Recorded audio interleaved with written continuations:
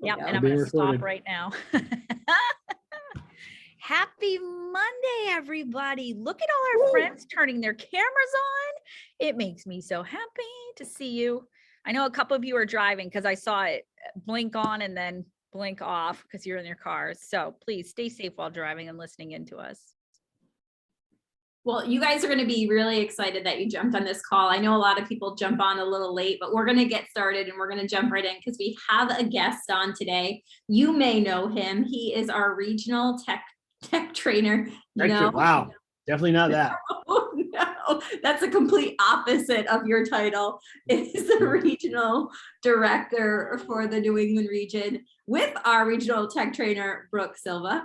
And we're going to dive in and have a little conversation with Nate Dickey. And Nate, can you just tell everybody a little bit about who you are? Like, who are you? Sure. I am a real estate investor, longtime real estate agent. I've been in the industry, been investing since I was 19, and I've been a realtor for about a little over 20 years now. It's a little over 20 years. And how old were you when you got into real estate? About 19. I wasn't a licensed agent.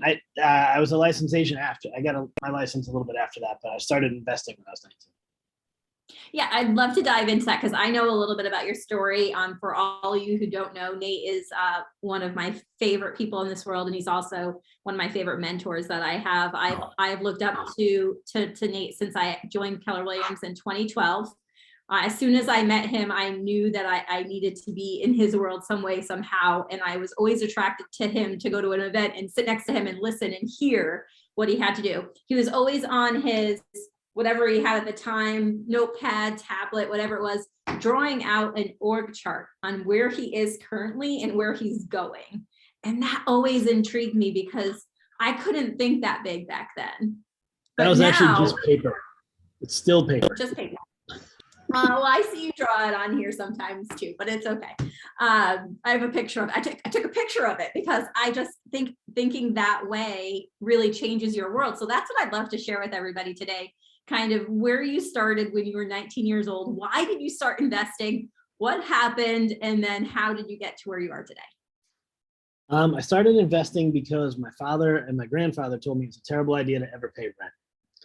So, and I didn't go to college. I was in the car business. So I made okay money my senior year in high school. And so at the end of my senior year, I bought a house.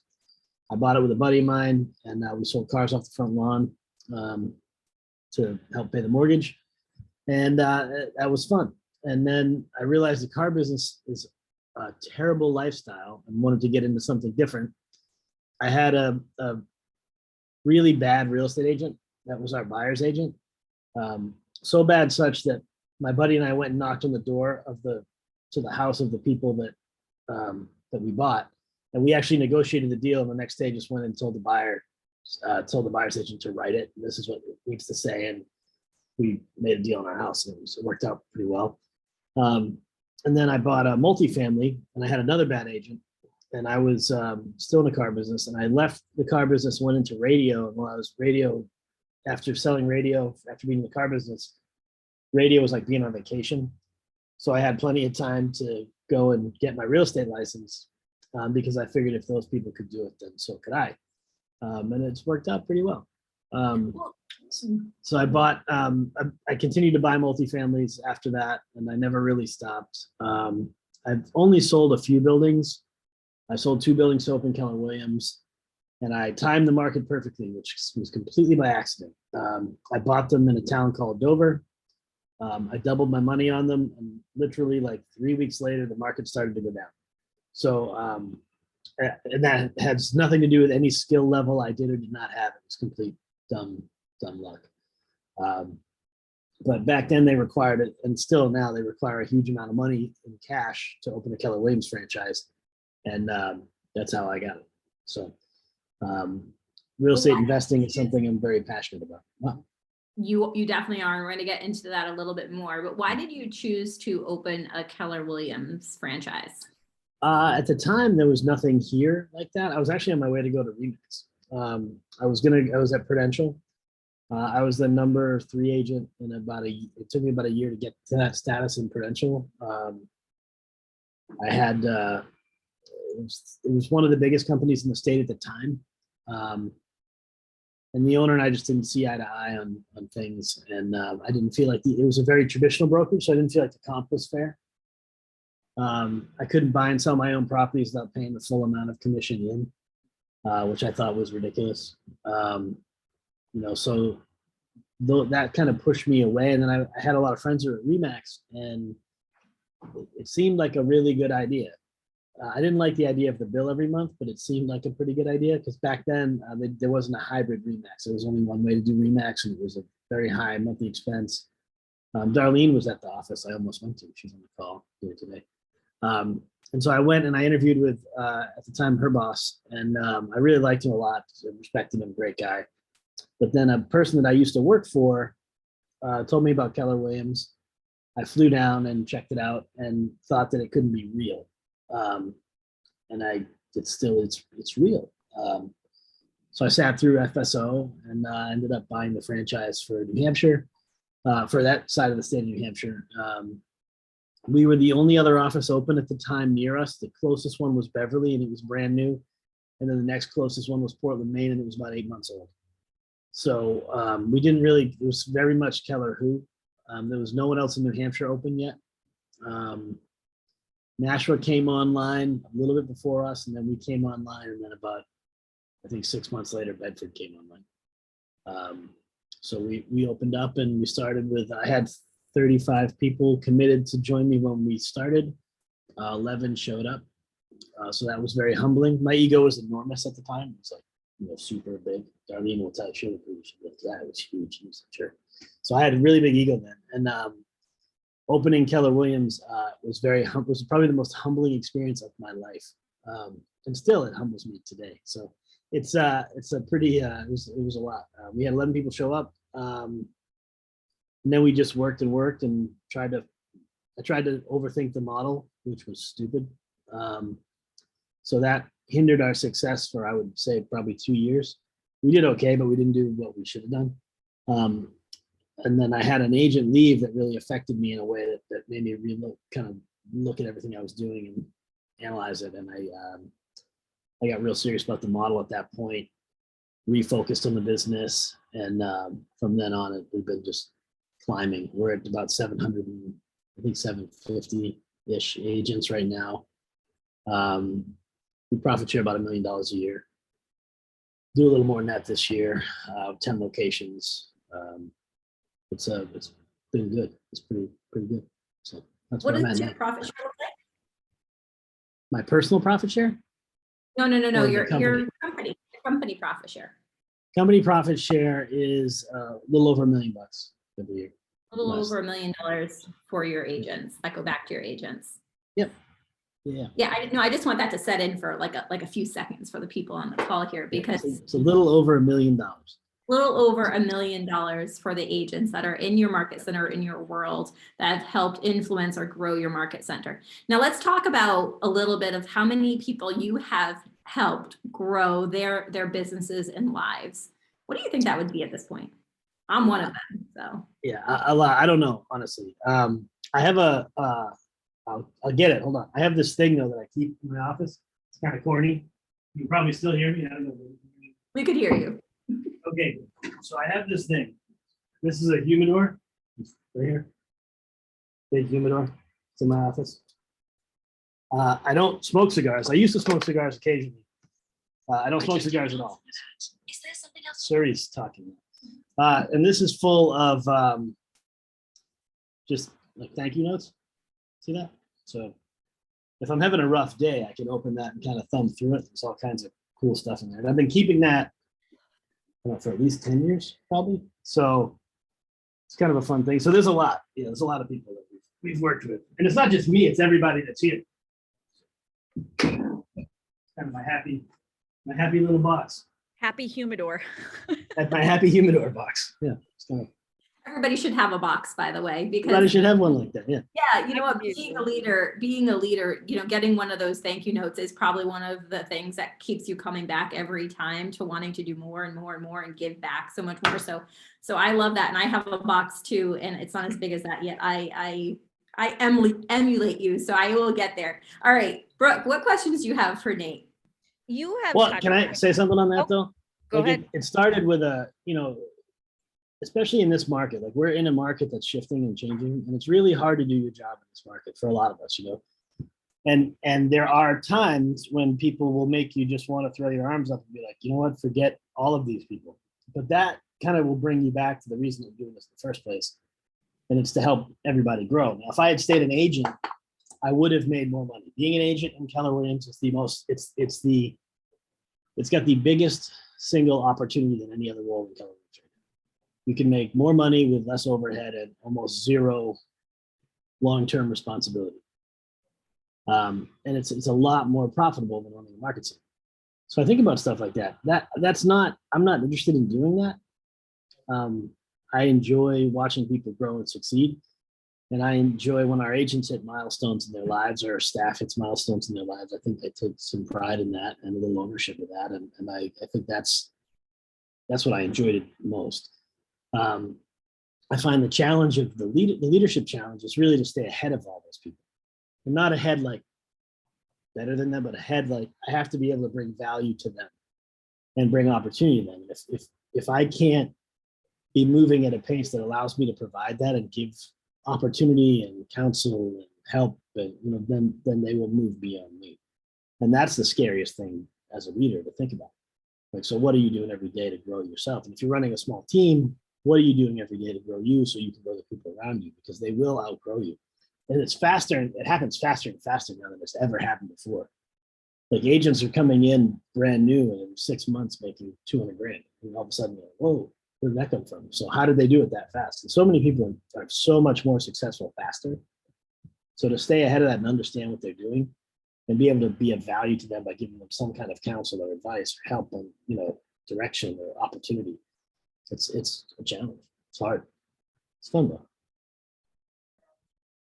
So that's Sorry. perfect. No, that ties in perfectly to my question because we're in that shift right now. And we have such a great mix of agents on this call. Some have been doing this for a very long time and some are brand new at it. And what's a piece of advice you could give them for right now, the market of now that they should be doing every day or could get back to doing to get them prepared for what we're going through outside of coming to the growth call every Monday or doing what is the one thing they should be doing?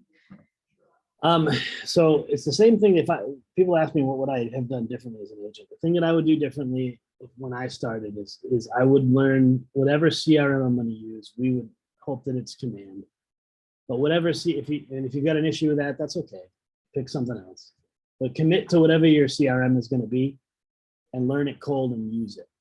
That's probably the most important thing you can do and add to it every day. And I would sharpen my skills on different closes. So I would learn how to close with absorption. I'd learn how to close listings with variable commission rate. I would really learn my market and learn a few closes that I'm really good at and get cerebral about that and talk to as many people as you can. This market is the biggest opportunity in the market when we hit these kind of slack markets. New Hampshire, month over month, is up about 700 listings from this time last month, which is exciting. Still not enough, but it's exciting to see that we're actually getting some more listings. We're still not at a level where it's comfortable, but this will eliminate a lot of agents from the market, and the agents that are good will stay. You're in an industry that flushes itself out about every 3 years. So 75% of the people in the business today, it's actually higher than that, will be out of the business in 3 years. So to be a long-term agent in this industry, you have to get really good at the basics, really good at working your database, not relying on purchase leads. Purchase leads are a market of the moment sort of thing. Your sphere is not. So marketing to your sphere is huge. I would tell you that's probably the thing. If you can master that, you'll outlive any of the agents that you're competing with. And then I would really master the understand the market. People think that so many people have not experienced a market where houses sit on MLS for 6 months. We're gonna get there. I think it's gonna be a while before we get there, but we're headed there. You know, so being good at your craft and training as much as you can is huge. You know, command is big. Build it, feed it, grow it every day. Use it every day. Yeah, Gary Keller says if you haven't mastered your database, you have nothing else to master until you do that. Like, go do that first. Yeah, and I would tell you this: I very much do what I say, not as I do. Like I am not great at my database. It could be better always, you know. We try to make it better always, but it's not like I could do more. To help grow my downline, to help stay in touch with the agents that are here. I have a meeting actually later today about that with Miss Alana Babino. So I think it's later today. No, it's not today. It's just Camille today. It's not Alana. Alana's later. So I love that. So yeah, so we still do that. That rule that never changes no matter what role you get in the company. You're still lead genning all the time. If you don't like lead genning, go do something else. You know, and it's so true because even in my role, I'm lead genning, just a different market than our agents are. Jen's doing lead gen differently. You're doing lead gen. We are constantly in relationship with the people in our region, or people are trying to get into our region.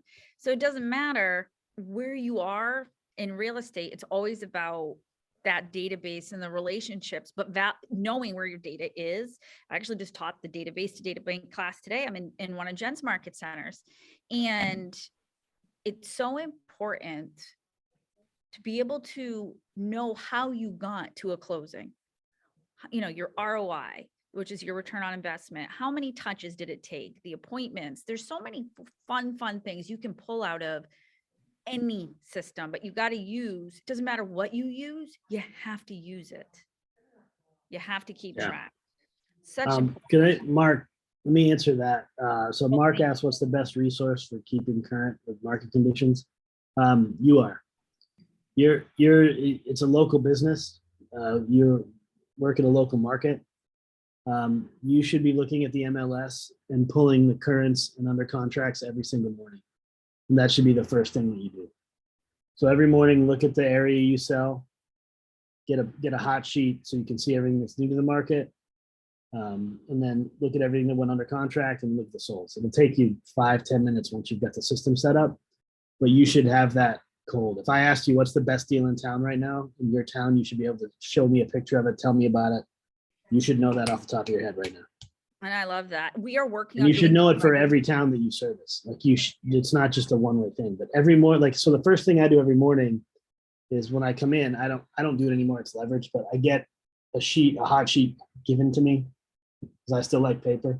So the hot sheet comes to me, I flip through and I select the stuff that I want to see. I look at every multifamily in the state of New Hampshire every day. It gets pulled. I usually will go through the maybe one or two. And if I need more information, then I get the full listing sheet on it and I run math on it. And then I decide if it's something I want to go pursue. When I was an active agent and I was selling, I was doing that for all my clients. So I had a list of clients and what they were looking for, and then I would match them to properties every day.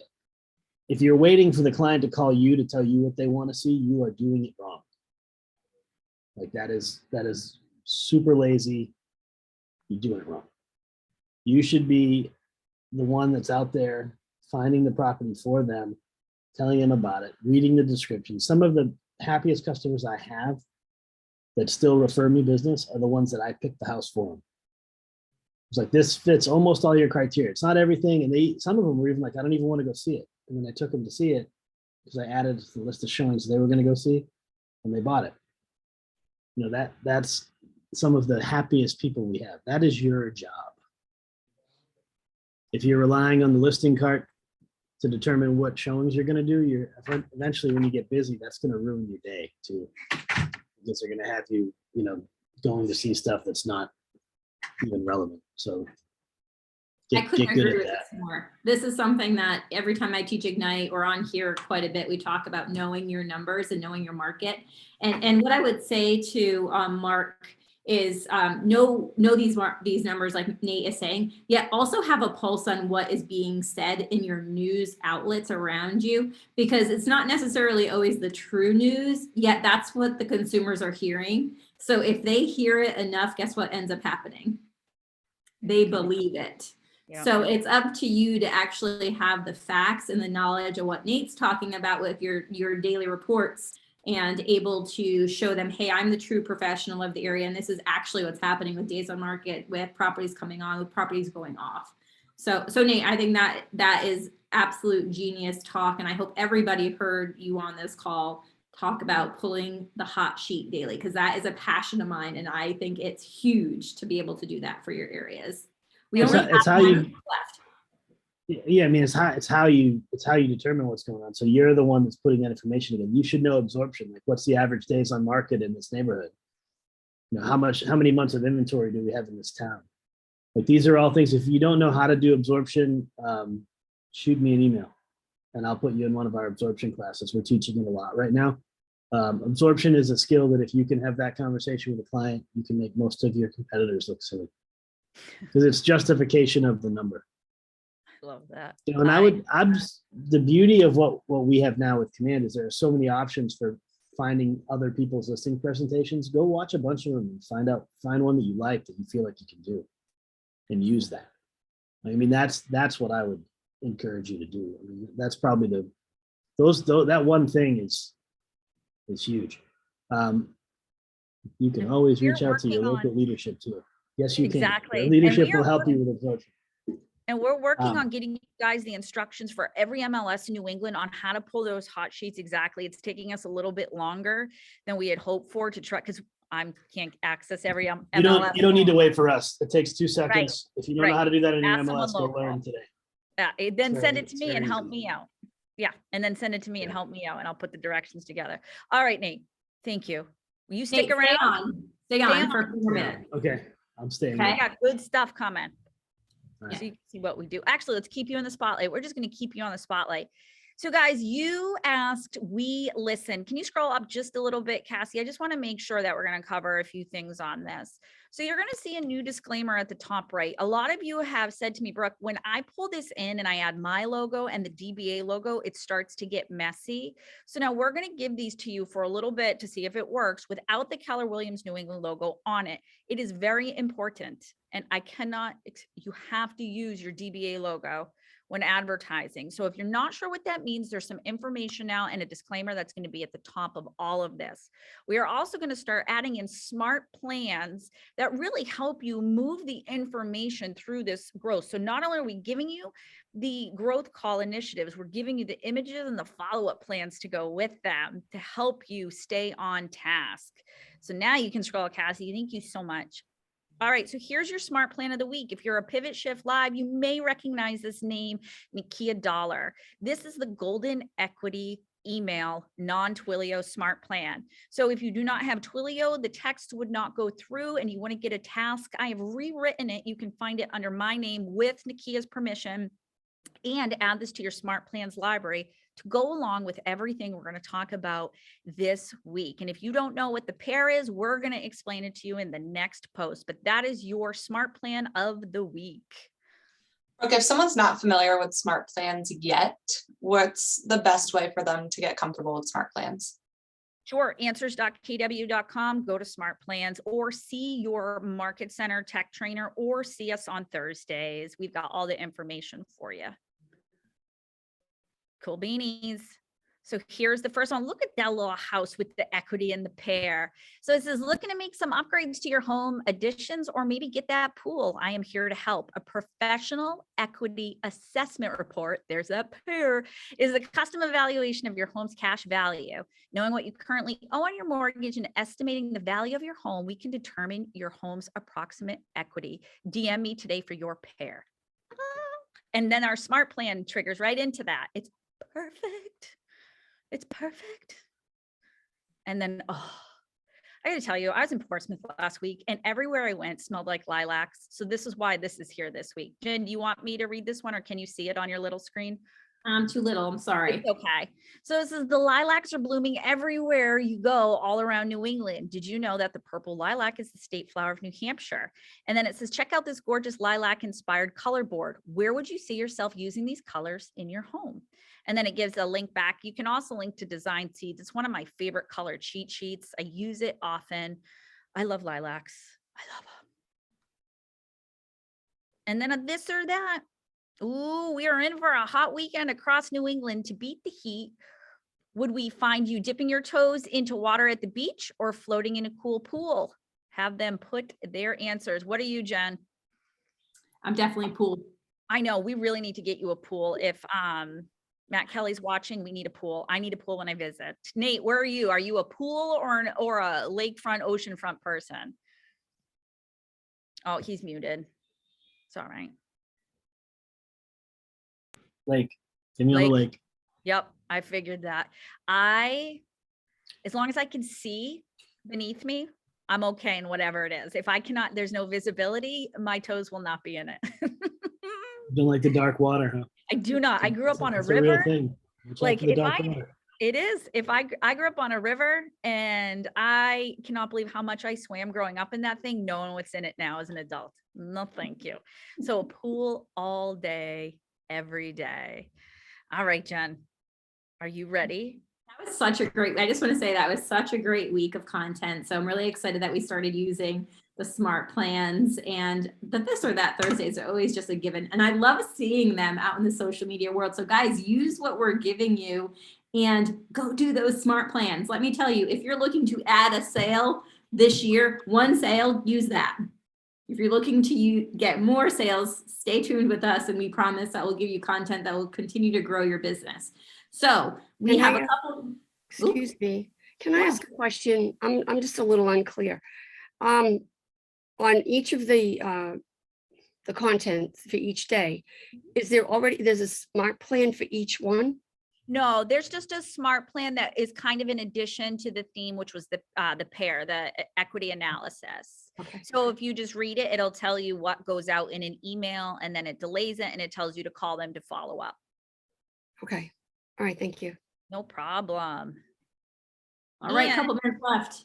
I know we have giveaways, but don't forget, guys, pool, lake, or ocean. Hello, I smell vacation sales coming up, right? If people say, I would love to have a vacation home where I dip my toes in the water every day at the lake, tag it. Tag it. That's the whole point of that. All right. Before we do our giveaway, let's remind everybody of what we have going on for the Shift of Summer. Summer of Shift kicks off July 19th, Tuesdays from 2 to 3. We're going to have links for you to get registered starting next week. James Shaw is coming live to somewhere in New Hampshire. Again, the links will be out to you hopefully next week, or at least you'll start seeing some save the dates, and that's August 2nd. We will sell out of that event, guys. So you're hearing it here first. Yes. Make sure you save the date, and as soon as you see any marketing come out for that, get a ticket. You want to be there. James Shaw is hands down one of my favorite people at KW. He's hilarious too. If you've heard him live, put it in the chat because I love watching this man speak. He is so. I think this is the first time I've heard that he's coming to New Hampshire, and I I think you were on vacation that week, man. That's exciting. Yeah. So with that, I know we have a minute left. Nate and I are going to jump to another call right after this. We have our giveaway for today.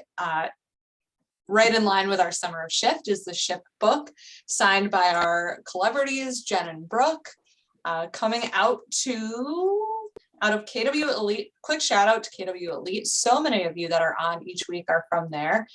So whatever they're doing to get you all on the call, I love it. Thank you. Thank you all. Goes out to Kirsten Gallant. Weekly disclaimer. I'm sorry if I butchered your name. Are you here? Oh, thank you. Thanks so much. Kristen, I will connect with you after the call to get your information. Congratulations on winning. Thank you. Hey, can I throw one more thing out there? Just kind of another nugget. So, sorry, I'm gonna just do it. Just go. There's Go. All right, so there's a lot of craziness happening in the world and in the market right now. Don't play into that. Try to be the calming force. It'll help your business. You'll grow really fast, and you want to be the resource for a calm and an easy transaction. If you're watching the news, pick something that's business news. Don't get sucked into crazy. CNBC is pretty good for that in the morning. It'll give you a good picture, back to like that question was asked earlier. It'll give you a good picture of what's really happening in the world, in the market. And there's not a lot of drama in that. So like if you're watching Squawk Box or MSNBC in the morning, something like CNBC in the morning, that's pretty neutral, right? It doesn't really pander right or left, and it's a lot of not drama. So if you need something like that, just try to do that and really be the grounding force, and don't get freaked out. Like, we make money in an up market and a down market. We're still in an up market. We're transitioning into more of an even market, and you need to be able to communicate that to all the people that you talk to. So you have a ton of opportunity. I want you to do really well and kill it. So that's all. Thank you for that, Nate. Like, perfect words to end on, guys. Have a great rest of your Monday. We'll see you in 2 weeks, because next Monday is Memorial Day. So we'll see you in 2 weeks. Have a great couple of weeks, guys. Bye.